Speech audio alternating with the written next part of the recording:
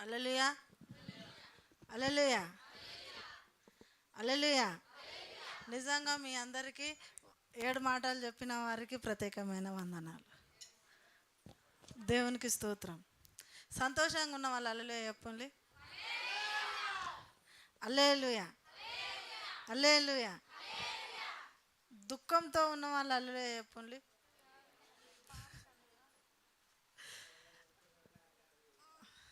దేవునికి ఇష్టంగా ఈరోజు దేవుడు మనకిచ్చిన ఈ ఆశీర్వాదం ఎంతో గొప్పది. 7 మాటలు చెప్పడానికి కూడా మనకు అనుభవం కావాలి, అర్హత కావాలి.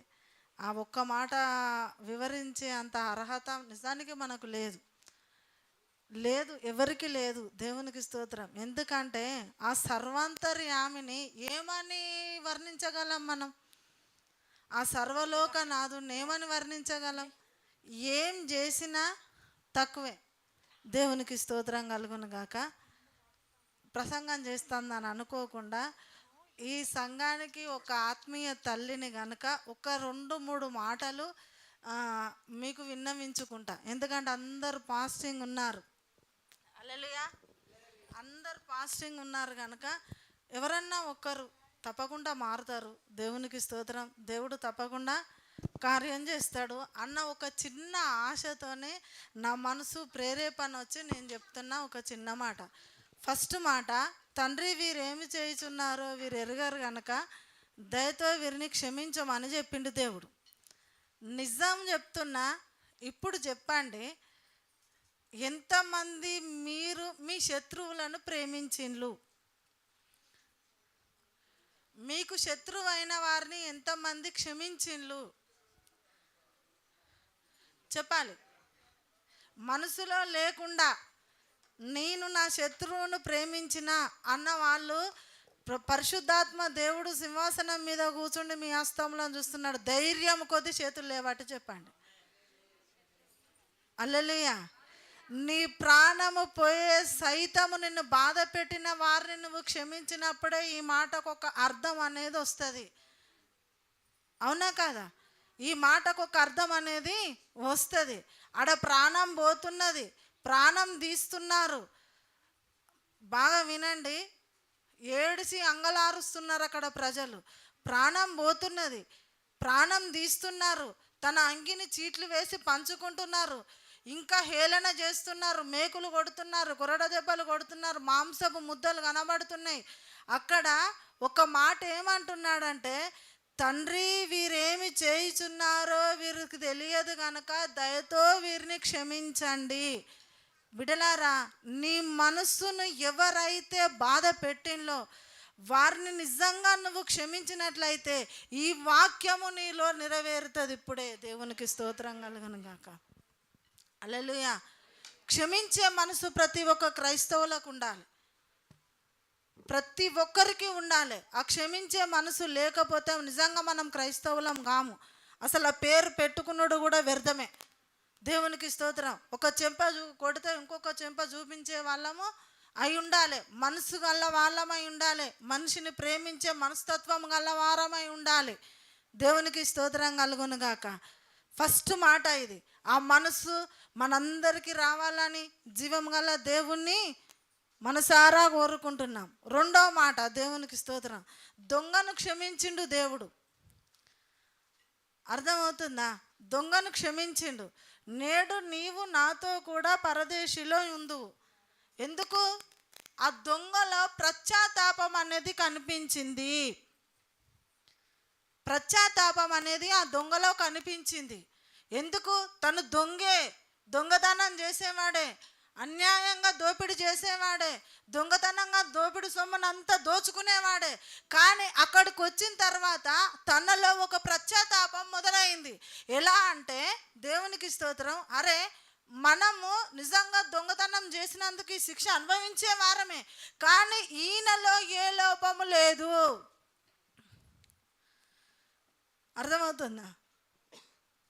ఈయనలో ఏ లోపం లేదు, ఏ తప్పిదం లేదు, కానీ నేను సిలువ వేయడము మాత్రం అన్యాయము అన్న పశ్చాత్తాపం తన మనసులోనికి వచ్చింది కనుకనే ఒక దొంగతో చెప్తున్నాడు. ఏంటి అంటారే, మా మూర్ఖుడు మాట్లాడినట్టు మాట్లాడకు, మనం చేసిన తప్పులకు ఈ శిక్ష మనం అనుభవించే వాళ్ళం. వేసుమానవా, కూసో, అయిపోయింది, కూసో కూసో, దేవునికి స్తోత్రం. నీ బస్సు పోదు, నువ్వు కూసో, బస్సు పోదు, చెప్పకుండా పోకు. Hallelujah, hallelujah. ఆ మనసు, పశ్చాత్తాపడే మనసు ఆ దొంగకు వచ్చినది కనుకనే ఇంకా మనమన్నా ప్రార్థన చేసి ఉపవాసం ఉండి దేవుని మనసును గెలుచుకొని పరలోక రాజ్యం పోతామో పోమో మనకు తర్వాత తెలుసు. కానీ అక్కడనైతే తొందరగానే క్రియ అనేది జరిగింది. తనతో పాటు నీవు కూడా నాతో పరదేశీలో ఉందో, ఆ మాటకు అర్థం అది. మనిషికి పశ్చాత్తాపం ఉండాలి. క్షమించే మనసు ఒకటి, పశ్చాత్తాపడే మనసు రెండు. మూడోది చాలా ముఖ్యమైన విషయం, యథార్థంగా చెప్పులు అందరు ఉపవాసాలు ఉన్నారు. ఎవ్వరు మీ అత్తమామను ప్రేమిస్తున్నారు? చేతులు ఎత్తి ఇప్పుడు యథార్థంగా చెప్పాలి. నేను ఏ కుళ్ళు పెట్టుకోకుండా రియల్గా పశ్చాత్తాప మనసు కలిగి, క్షమించే మనసు కలిగి, నేను నా అత్తను కూర్చోవాలి, ఎవ్వరు లేవద్దు బిడ్డలారా, మళ్ళీ చెప్పిపోయద్దు, ఇది లైవ్, కూర్చోండి అన్న మనసు కలిగి ఉన్నవారు ఇంతమంది ఉన్నారు. ఒక్కసారి చేతులు లేవటరా, మీ బంగారు చేతులు అని నేను చూస్తా. దేవునికి స్తోత్రం. ఇక మిగతా వాళ్ళు ఎవరు లేరా? నేను చెప్పిన మాట మీకు అర్థమైందా? మీరు మాట్లాడుకుంటే అర్థం కాదు. నేను చెప్పిన మాట మీరు ఒకసారి వినండి.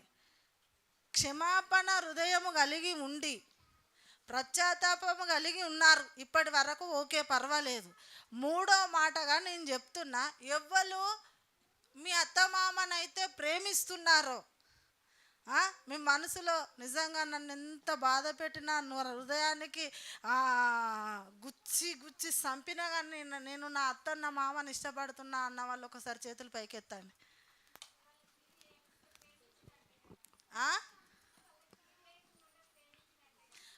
అది ప్రేమించినట్టే కానీ క్రియరూపకంగా కావాలి కదా, దేవునికి క్రియరూపకంగా కావాలి. ఇప్పుడు ఒక్కసారి అక్కడ క్రియ, నీకు ఎగ్జాంపుల్ చెప్తా నేను. ఏంటిది అంటే, సిలువ వేస్తూ ఉండగా, రక్తము ఆరుతూ ఉండగానే ఒక మాట అనేది వచ్చింది. ఏంటి?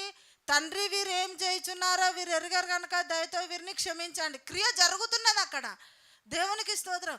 ఇక్కడ నీకు క్రియ, అప్పుడు వాళ్ళని నువ్వేమంటలేవు, వాళ్ళ జోలికి పోతలేవు, వాళ్ళని తిడతలేవు, ఏమంటలేవు, కానీ క్రియ కావాలి దేవునికి. అరే ఎంత తిట్టినా కానీ ఇది ఎందుకు వస్తుంది అన్న మనసు అనేదన్నా రావాలి. ఎంతమంది ప్రేమిస్తున్నారు? నిజం చెప్తున్నా, అన్యుల కంటే క్రైస్తవులే డేంజర్గా ఉన్నారు. దేవునికి స్తోత్రం. అన్నుడన్నా వాళ్ళు వీళ్ళు ఏమనుకుంటారో అని భయపడన్నా అత్తమామలను పోషించుకుంటాను, కానీ క్రైస్తవులు భయం లేకుంటున్నారు బిడ్డలారా. నిజం చెప్తున్నా, దేవునికి స్తోత్రం. ఈరోజు కనుక అలెలుయా, అలెలుయా, ఈరోజు కనుక నిజంగా ఆ సిలువలో ఆర్చిన 7 మాటలు నీలో ఉండేది ఉంటే, నీవు ద్వేషించిన వారిని ప్రేమిస్తావు. మనల్ని ప్రేమించే వారిని ప్రేమించడం గొప్ప కాదు, అది గుర్తుపెట్టుకో. మనల్ని ప్రేమించే వారిని ప్రేమించడం గొప్పగానే కాదు, మనల్ని ద్వేషిస్తున్న వారిని ప్రేమించడమే గొప్ప. ఇప్పుడు చూడండి, ఎక్కడ చూసినా ఏమన్నా, మీ తల్లి కావాలా, నేను కావాలా, నీ తండ్రి కావాలా, నేను కావాలా, అంతే. ఇప్పుడు జరుగుతున్నది, ప్రస్తుతం జరుగుతున్నది. దేవునికి స్తోత్రం. ఎవరో ఒకరిని, వాళ్ళిద్దరే కావాలంటే నేను వెళ్ళిపోతాను, వాళ్ళు ఎక్కడన్నా వదిలే, నేను అడుగుతా, వాళ్ళిద్దరు లేని ఈ మనిషి ఎక్కడి నుండి వచ్చిండు? ప్రతి ఒక్కరు ఆలోచన చేయాల్సిన విషయం ఇది కదా. ఇప్పుడు నీ కడుపులో పుట్టిన బిడ్డను నువ్వు పాలిచ్చి, వెన్నిచ్చి, పెరిగిచ్చి, ఏదో ఒకటి ఇచ్చి అల్లారు ముద్దుగా నువ్వు పెంచుకుంటున్నావు కావచ్చు, కానీ వాళ్ళ పిల్లలను వాళ్ళు కనీసం నీళ్లు పోసన్నా పెంచుకోలేదా? అన్నం పెట్టకపోయినా మంచిదే, వాళ్ళు పాలు పోయకపోయినా గిన్నె నీళ్ళు ఇచ్చన్న కడుపులో పెట్టుకొని చూసుకోలేదా? నీ కొడుకు నీకెంత ముఖ్యమో వాళ్ళ కొడుకు వాళ్ళకు కూడా అంతే ముఖ్యం. ఓ ఈనాటి కోడన్లారా, రేపు మీరు అత్తలు తప్పకుండా అవుతారు. ఏది విత్తుతున్నారో అదే పంటను తప్పకుండా పోతారు. సత్యం, దేవుని మాట పొల్లు పోదు. ఏ పంటనైతే నువ్వు విత్తుతున్నావో అదే పంటను తప్పకుండా కోసుకుంటారు. దేవునికి స్తోత్రం. ప్రేమించే మనసు లేనప్పుడు నువ్వు ఎంత ప్రార్థన చేసినా దేవుని దగ్గర నుండి సమాధానం రాదు. కనిపించే దేవునికి, కనిపించని దేవునికి నువ్వు ప్రార్థన చేసి అయ్యో దేవా నన్ను ప్రేమించు, నన్ను చూడమని అంటున్నావు. కనిపించే అత్తమామలనే నువ్వు దూరం పెడుతున్నావు. అప్పుడు అడగడా దేవుడు నిన్ను? మీకు విషయం తెలుసా? తల్లిదండ్రులు ఎప్పుడైతే చనిపోతారో మీ బాల్యం కూడా అప్పుడే చచ్చిపోతుంది. గుర్తుపెట్టుకోండి. నువ్వెంత ముసలితనానికి వచ్చినా నీ తల్లిదండ్రులు ఉన్నంతసేపు నువ్వు చిన్న పిల్లగానివి, వాళ్ళ ముందడికి పోతే నువ్వు చిన్న పోరనివి. అర్థమవుతుందా? నన్ను కొట్టేటట్టు చూడకుండా బిడ్డలారా, మీకు నిండు వందనాలు. నేను చెప్పే మాటలు కొంచెం వినండి. ఎందుకంటే దేవుడు పలికిన మాటలు మన జీవితంలో నెరవేరాలంటే మన జీవితానికి ఇవి తొలి మెట్లు. ఎస్తేరక్క నా కోడలైతే మేనగోడలనే చేసుకున్నా ఏ రంజు లేదా నిద్రపోతానవా? హల్లెలూయా, హల్లెలూయా. అవునా కాదా? ఇప్పుడు ఒక్కసారి ఈరోజు హాస్టల్ల కంటే ఎక్కువ ఓల్డేజ్ హోమ్ తయారైనాయి. తల్లిదండ్రులను తీసుకుపోయి అక్కడ హాస్టల్ వేసినట్టు వేస్తున్నారు. భర్తల భార్యల పోరు భరించలేక, నిజం చెప్తున్నా, భార్యల పోరు భరించలేక, భర్తల పోరు భరించలేక నేను అడుగుతా, నీ తల్లిదండ్రులను ఎప్పుడైతే నువ్వు దూరం చేసుకుంటున్నావో అప్పుడే నువ్వు చచ్చిపోయినట్టు. అసలు బతుకున్న మనిషివి కానే కావు. దేవునికి స్తోత్రం, కానే కావు. ఎందుకు? దేవుడు ప్రేమించమని చెప్పారు. ఏమన్నాడు? తల్లిదండ్రులను ద్వేషించు వాని దీపము కారు చీకటిలో ఆరిపోతుందట. తల్లిదండ్రులను సన్మానించువాడు అవసరం లేదు నీ భార్యకు. నువ్వు చచ్చిపోతే ఇష్టారాజ్యంగా దొరకచ్చు. తెలుసా? నీ భార్య దీర్ఘాయుష్మంతుడు కావాలి అంటే తల్లిని తండ్రిని సన్మానించాలి. ఆడపిల్లలైన తల్లులుంటే మీ బిడ్డలకు సాధ్యమైతే మీ అత్తను మీ మామను ప్రేమించండి బిడ్డ అని చెప్పండి. లేదు పెళ్లి చేసుకున్న వాళ్ళనే అల్లుడిని పట్టుకొని నువ్వు కూడా ఎటా వెళ్ళిపో అని చెప్పద్దు. చాలా పాపం అది. దేవునికి స్తోత్రం. ఎందుకంటే చిన్నప్పటి నుండి పెంచి పెద్ద చేసి నీ కడుపులో పుట్టిన బిడ్డను నువ్వు ఎలా చూసుకుంటున్నావో వాళ్ళు కూడా చిన్నప్పుడు అలాగనే చూసుకున్నారు. బిడ్డలారా, ఒక్కసారి మీరు ఆలోచన చేయండి. అందుకే అంత నరక యాతన పడుతూ ఆ సిలువలో ప్రాణం పోతున్నదని తెలిసి కూడా ఒక్కసారి సిలువ వైపు చూసి తల్లిని చూస్తున్నాడు అక్కడ. దేవునికి స్తోత్రం. తన సహోదరులు లేరా? వెనుక పుట్టిన వాళ్ళు లేరా? వెనుక పుట్టిన పిల్లలు లేరా? ఉన్నారు. అయినా వాళ్ళని ఎవరిని నమ్మలేదు. ఆలోచన చేయండి, ఎవరిని నమ్మలే. నేను పోతే నా తల్లి ఏమైపోతుందో. ఒక తల్లిదండ్రులు ఏమనుకుంటారు అంటే, నేను బ్రతికుండగానే నేను చనిపోతే నా బిడ్డన్న నా కొడుకన్నా నా మీద ఇంత మట్టేయాలి కానీ నేను వాళ్ళ మీద వేయద్దు అన్నది కోరుకుంటుంది తల్లి. కానీ అక్కడ తల్లి తల్లడిస్తున్నది. దేవునికి స్తోత్రం. నా కొడుకు నా కళ్ళ ముందటనే ఇలా మరణిస్తున్నాడని తల్లడిస్తున్నప్పుడు ఆ తల్లిని చూస్తున్నాడు యేసయ్య అంత బాధలో కూడా. హల్లెలూయా. చూసి ఆ శిశువుని పిలిచి ఇదిగో నీ తల్లి, ఇదిగో నీ కుమారుడు అని వాళ్ళ బాధ్యతలను అప్పచెప్తున్నాడు. కడుపులో